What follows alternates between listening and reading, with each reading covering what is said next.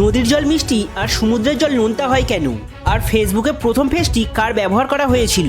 আর এই ভিডিওতে আপনাদের এমন একটি গ্রামের কথা বলতে চলেছি যেখানে কোনো ঘরেরই কোনো দরজা থাকে না। এমনই সব আশ্চর্যকর তথ্য উপস্থাপন করতে চলেছি এই ভিডিওটি। সো জানতে হলে ভিডিওটি পুরো দেখুন।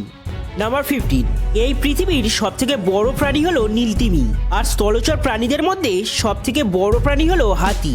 কিন্তু জানেন কি, একটি নীলতিমির জিভের ওজন যতটা, তা একটি প্রাপ্তবয়স্ক হাতির ওজনের সমতুল্য হয়। নাম্বার 14, আপনি জানেন কি সৌদি আরবে পুলিশের পাশাপাশি অ্যান্টি হুইচক্রাফট ইউনিটও আছে। অ্যাকচুয়াল কেউ যদি কালো জাদুর মাধ্যমে ক্রাইম করে, মূলত তাদের ধরার জন্যই এই ইউনিটটি তৈরি করা হয়েছে।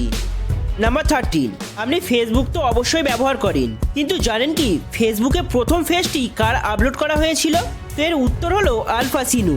মার্ক জুগারবার্গের ক্লাসমেট আল পাসিনো নামের এই ব্যক্তিটির ফেসই প্রথম ফেসবুকে ব্যবহার করা হয়েছিল। নাম্বার 12, আপনি যদি একটি কলার খোসা মাটিতে ফেলে রাখেন, তাহলে দেখবেন সেটা সপ্তাহখানেকের মধ্যেই ডিকম্পোজ হয়ে গেছে। আর আপনি যদি এই জায়গায় একটি প্লাস্টিকের বোতল ফেলে রাখেন, তাহলে সেটা ডিকম্পোজ হতে প্রায় 400 থেকে 500 বছর সময় লাগবে।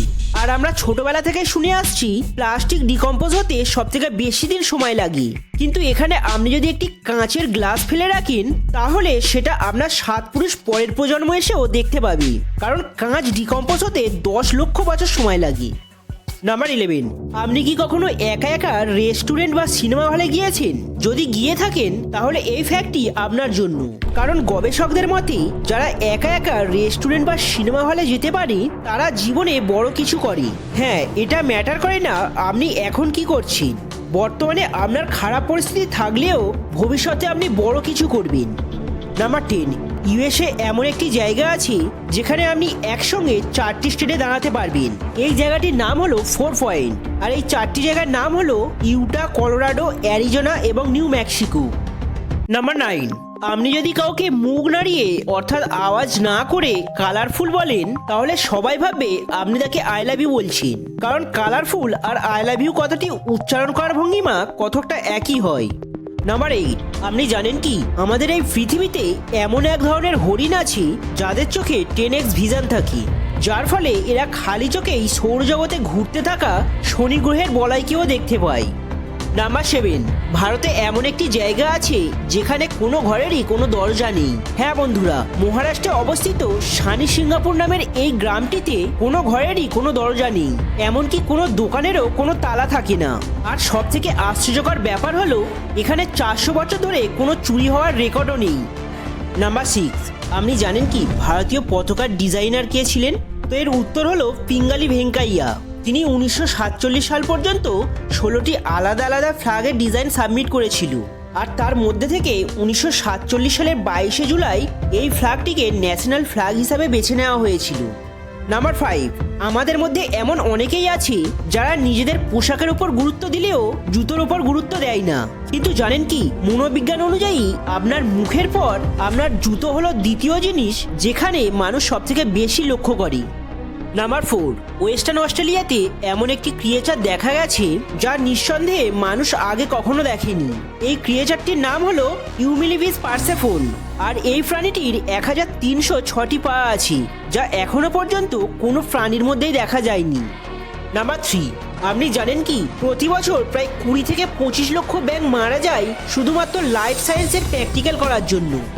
নাম্বার 2, আপনি যদি কখনো স্পেসে চলে যান, তাহলে আপনার আরও 2 ইঞ্চি হাইট বেড়ে যাবে।